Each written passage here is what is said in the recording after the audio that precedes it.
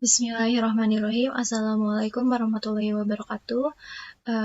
Pertama-tama marilah kita panjatkan puja dan puji syukur atas kehadirat Tuhan Yang Maha Esa, karena atas rahmat dan karunia-Nya kami dapat mempresentasikan hasil kerja kami. Tidak lupa juga yang saya hormati dosen pengampu mata kuliah analisa dan perancangan sistem informasi, yaitu Bapak Ridwan STM ENG, serta teman-teman yang melihat video ini. Di sini kami dari kelompok 2 akan membahas tentang analisa perancangan sistem informasi manajemen stok barang pada Zasia Soft berbasis Java. Sebelum itu saya akan memperkenalkan anggota dari kelompok 2. Yang pertama ada Safari Rizky Pratama, lalu ada Desti Nurul Awaliyah, lalu ada saya sendiri Hermi Amita, lalu ada Muhammad Farhan Abdi Permana, lalu Novi Rian Pratama, lalu Muhammad Hilman Saputra, serta Yeremias Hairudin Deberu. Pada materi ini, di sini kami akan membahas yang pertama adalah latar belakang, serta ada proses sistem, dekomposisi fungsi, analisa perancangan input-output, diagram aliran data, kamus data, analisis basis data, dan yang terakhir tentang rancangan layar. Yang pertama akan dibawakan oleh saya sendiri, yaitu Hermi Amita. Ada yang pertama yaitu latar belakang, di mana seperti yang tadi sudah dijelaskan bahwa kami menganalisa tentang sebuah toko, di mana toko merupakan tempat jual beli yang sering atau bahkan setiap hari dikunjungi oleh masyarakat untuk memenuhi kebutuhannya, baik kebutuhan primer maupun kebutuhan sekunder. Contohnya seperti toko Zasia Shop. Toko ini merupakan salah satu toko yang menjual berbagai macam pakaian, dari pakaian anak-anak, remaja hingga dewasa, dan aksesoris wanita maupun pria. Di mana dalam menjalankan kegiatannya, toko tersebut pengerjaannya masih tergolong manual, tidak memanfaatkan teknologi yang ada sehingga terkadang terjadi kekeliruan. Salah satunya dalam informasi pendataan mengenai stok barang. Oleh karena itu, agar mempermudah pemilik usaha tersebut, dibuatkanlah suatu aplikasi berbasis Java, di mana aplikasi tersebut diperuntukkan untuk toko ini dalam informasi pendataan stok barang, sehingga dapat meminimalisir terjadinya kekeliruan informasi. Berdasarkan penjelasan ini, maka sistem informasi diperlukan dalam usaha, maka kami tertarik untuk membantu usaha tersebut berjalan lancar dan membuat aplikasi dengan judul Sistem Informasi Manajemen Stok Barang pada toko Zasia Shop berbasis Java. Lalu yang selanjutnya ada proses sistem. Nah, pada cara kerja sistem informasi manajemen stok barang pada toko Zasia Shop yaitu ada pertama yaitu pada data barang hanya menampung ID barang sehingga pihak supplier kemudian mengirimkan barang yang dibutuhkan. Setelah data dikirim dan disimpan oleh supplier, maka data akan tersimpan ke dalam database dan dibuatnya laporan supplier. Lalu ada barang yang sudah dikirim nanti oleh supplier akan disimpan ke dalam database tersebut, akan bertambah jumlah stok terotomatis ke dalam data barang sesuai jumlah yang dikirim. Setelah stok barang tersedia, pada form transaksi barang tersebut dapat dibeli oleh user dengan syarat pembelian tidak melebihi stok barang yang tersedia. Kemudian dibuatnyalah laporan transaksi. Lalu ada setelah terjadinya proses transaksi dan supplier, maka pihak admin 1 dan 2 akan mengirim data-data tersebut kepada manajer keuangan. Kemudian manajer keuangan akan membuat laporan keuangan dengan melihat data transaksi dan supplier serta laporan tersebut diserahkan kepada owner toko Zasia Shop. Lalu ada kebutuhan fungsional sistem. Kebutuhan fungsional dalam sistem yang diusulkan yaitu terdapat fitur-fitur atau fungsi yang terdapat dalam program aplikasinya. Di antaranya yang pertama, dapat akses login dan register untuk memasuki program dan memasuki akun akses. Lalu ada dapat menyimpan, mengubah, menghapus, dan mencari data-data barang. Lalu ada dapat menyimpan, mengubah, menghapus, dan mencari data transaksi, keuangan, karyawan, supplier, serta dapat mencetak laporan data supplier, data transaksi, dan data keuangan. Terima kasih. Sebelumnya, segitu saja yang dapat saya sampaikan. Selanjutnya akan dibahas oleh teman saya. Assalamualaikum warahmatullahi wabarakatuh. Saya Desti Nurul Awaliyah dengan NPM 2019-43501768 ingin menjelaskan materi selanjutnya yaitu dekomposisi fungsi dan analisa perancangan input dan output. Yang pertama adalah dekomposisi fungsi. Dekomposisi fungsi sistem yang berjalan pada toko Zasia Shop ini terbagi menjadi 3 proses, yaitu pendataan barang, penjualan barang, dan laporan. Dalam pendataan barang, terdapat beberapa proses lain, yaitu penerimaan barang dan input barang. Proses lain dalam penjualan barang terdapat input penjualan dan cetak penjualan. Dalam laporan terdapat laporan data transaksi dan laporan data barang. Yang kedua adalah analisa perancangan input dan output. Di sini terdapat form data laporan keuangan yang terdiri dari beberapa label dan button. Untuk labelnya itu sendiri terdiri dari nomor transaksi, ID barang, nama pembeli, jenis transaksi, nama barang, harga supplier, harga jual, kuantiti, total harga, dan tanggal barang. Untuk nomor transaksi, ID barang, nama pembeli, jenis transaksi, nama barang, harga supplier, harga jual, kuantiti, dan total harga itu menggunakan text field, dan untuk tanggal transaksinya menggunakan JDate Chooser. Nah, di sini juga terdapat button yang terdiri dari button search, print, save, update, delete, back, close, refresh, transaksi baju, transaksi celana, transaksi aksesoris, supplier baju, supplier celana, dan supplier aksesoris, yang dimana button tersebut mempunyai fungsi masing-masing. Untuk button back itu mengembalikan user ke form dashboard. Button close berfungsi untuk menutup program. Button refresh mengosongkan file field yang telah diinput serta menampilkan kembali tabel data laporan keuangan. Button search berfungsi untuk mencari data tabel transaksi yang diinginkan melalui JText file. Button print berfungsi untuk mencetak laporan data tabel laporan keuangan. Button save untuk menyimpan data field yang telah diisi ke dalam database. Button update mengubah data laporan keuangan yang diinginkan. Button delete menghapus data yang diinginkan. Transaksi baju menampilkan data tabel transaksi baju. Supplier baju menampilkan data tabel supplier baju. Transaksi celana menampilkan data tabel transaksi celana. Supplier celana menampilkan data tabel supplier celana. Transaksi aksesoris menampilkan data tabel transaksi aksesoris. Supplier aksesoris menampilkan data tabel supplier aksesoris. Di penginputan ini terdapat tabel data laporan keuangan yang berfungsi untuk menampilkan database tabel laporan keuangan. Untuk selanjutnya adalah output. Nah, ini merupakan gambaran output dari laporan data keuangan.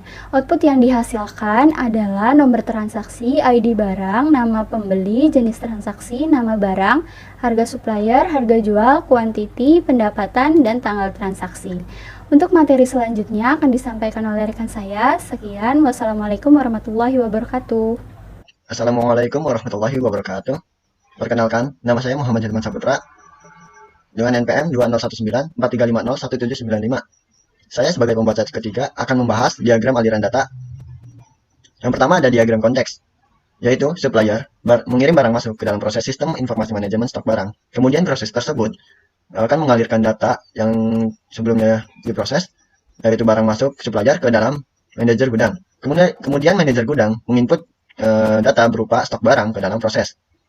Kemudian setelah stok barang tersedia, customer melakukan transaksi bayar ke dalam proses, dan admin 1 dan 2 akan melakukan transaksi tersebut ke dalam proses dan akan mengeluarkan nota kepada customer. Selanjutnya, admin 1 dan 2 akan menginput data laporan transaksi ke dalam proses, dan proses tersebut akan diproses berupa data laporan transaksi admin ke dalam manajer keuangan. Kemudian manajer keuangan akan menginput data laporan transaksi keuangan ke dalam proses dan mengeluarkan data tersebut diproses berupa laporan transaksi keuangan ke owner. Selanjutnya manajer gudang akan menginput data laporan barang masuk ke dalam proses, dan laporan barang masuk tersebut akan diproses oleh sistem informasi manajemen stok barang yang berupa laporan barang masuk gudang ke owner. Selanjutnya ada diagram 0. Yang pertama, supplier mengirim barang masuk melalui proses pendataan barang. Kemudian barang masuk tersebut diproses oleh pendataan barang yang berupa barang masuk supplier ke manajer gudang. Kemudian manajer gudang menginput stok barang ke proses pendataan barang. Kemudian stok barang akan diproses melalui dialiri stok barang manajer gudang ke dalam database data barang. Kemudian setelah stok barang database data barang direlasikan oleh penjual, berarti stok setelah tersedia, customer melakukan transaksi bayar ke dalam proses penjualan.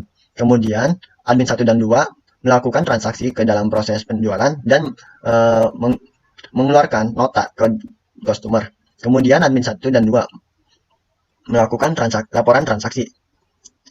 Setelah transaksi telah selesai akan akan dimasukkan ke dalam data penjualan, database atau data store data penjualan. Kemudian admin 1 dan 2 melakukan laporan transaksi ke dalam proses laporan dan akan menghasilkan laporan transaksi admin ke manajer keuangan.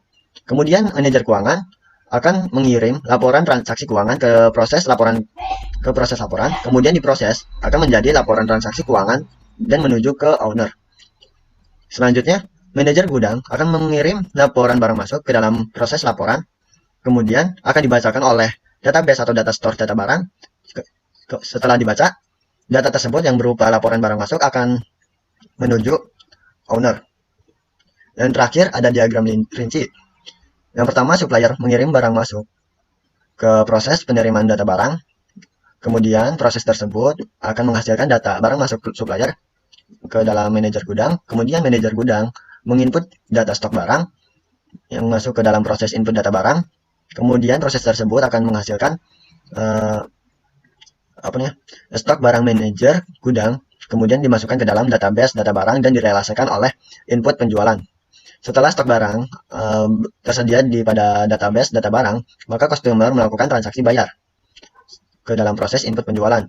Admin 1 dan 2 melakukan transaksi ke dalam proses cetak penjualan dan akan menghasilkan nota. Setelah transaksi tersebut telah berhasil, maka akan direlasikan ke dalam database data penjualan.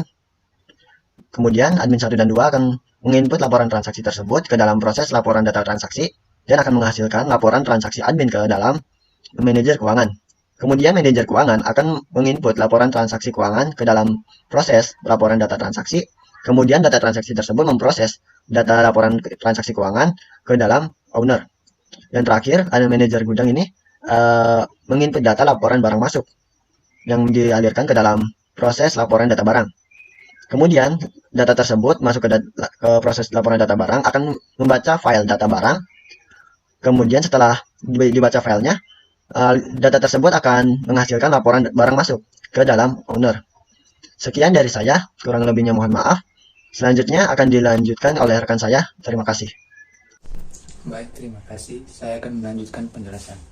Sebelumnya, perkenalkan, nama saya Yeremias Hayrudian Zubiru dengan NPM 2019-43501798. Saya akan melanjutkan penjelasan untuk kamus data. Yang pertama, informasi manajer keuangan. Nama arus data, laporan transaksi keuangan, alias laporan keuangan.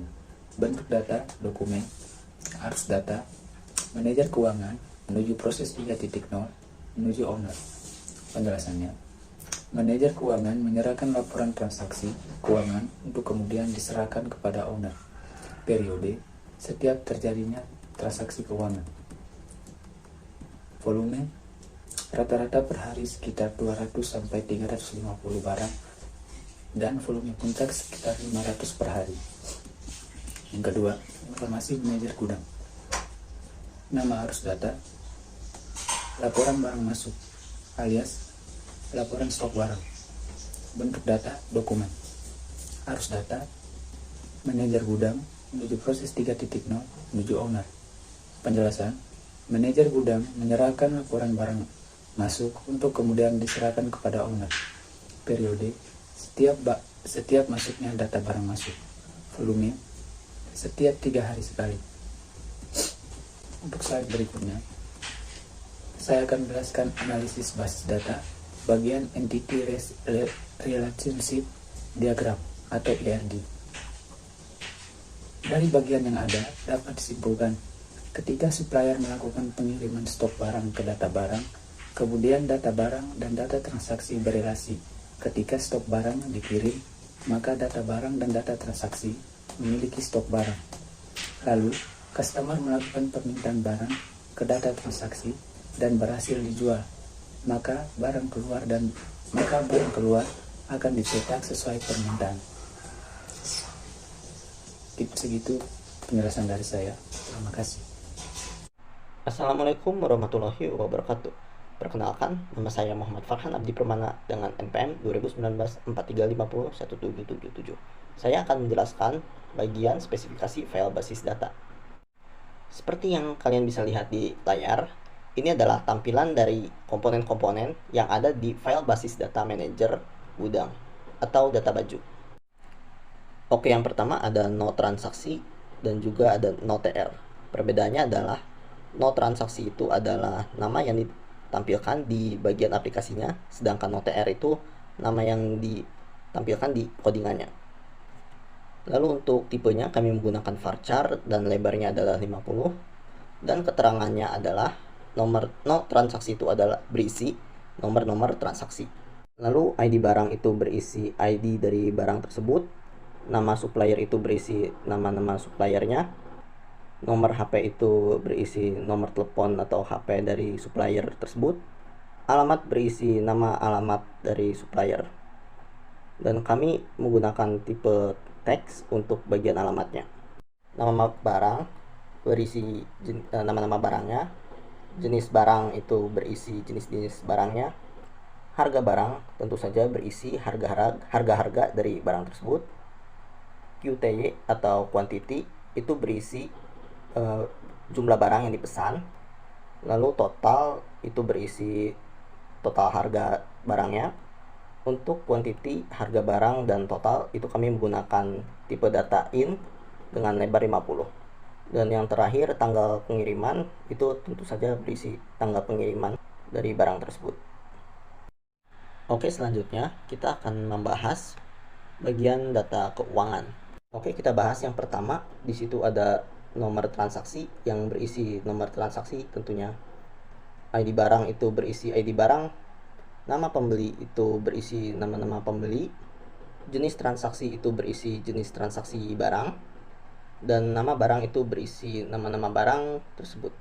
Untuk bagian nomor transaksi hingga nama barang, itu kami menggunakan tipe data varchar dengan lebar 50. Lanjut, untuk harga barang itu berisi harga-harga barang.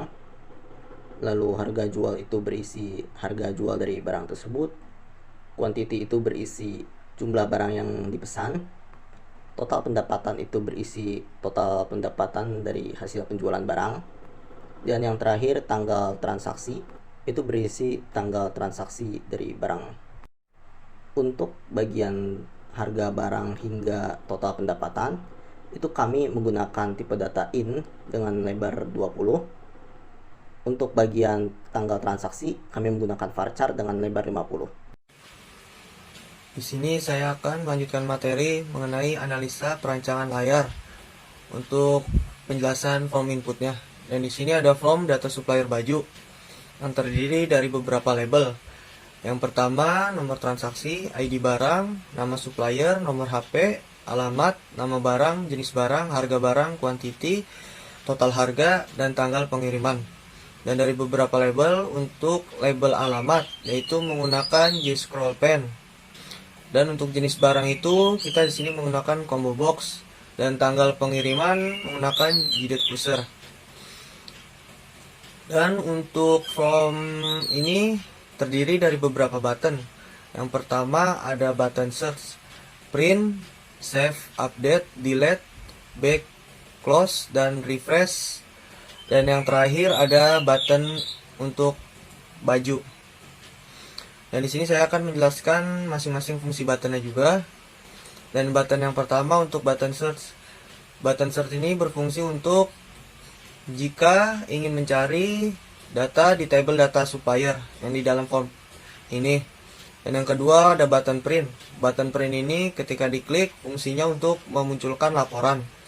Dan button save untuk men-save data yang sudah diinput di form data supplier baju. Dan button update. Button update ini untuk mengupdate table data supplier, data mana yang mau diubah. Dan tombol delete.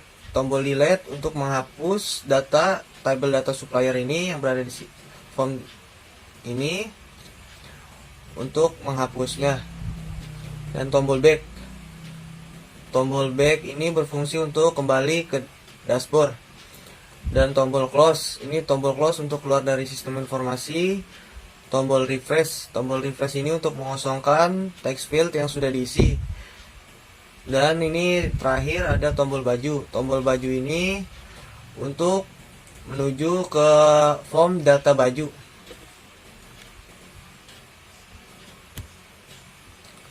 Dan yang kedua, karena kami di sini mengambil hanya 2 form, contoh form, yang dimana seluruh form kami rata-rata desainnya sama seperti ini, yang terdiri dari beberapa label, beberapa text field, G-scroll pen, combo box, dan JDate cursor. Dan buttonnya sama, yaitu dengan ada button search, print, save, update, delete, back, close, refresh, dan button baju untuk menuju form data bajunya. Dan ada terakhirnya ada table masing-masing untuk form-form yang sudah kami buat.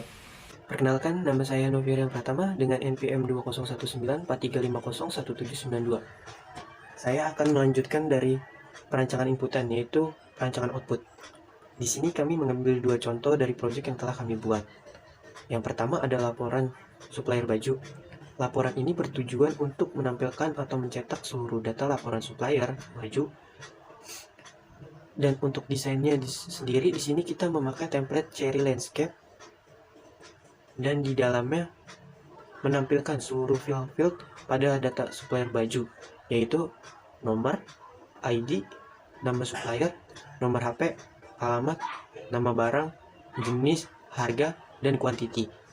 Dimana di tombol print yang terdapat dari data supplier baju ini, kita klik kanan, event, action performance, akan terdapat source code yang bertuliskan laporan underscore supplier baju .jasper.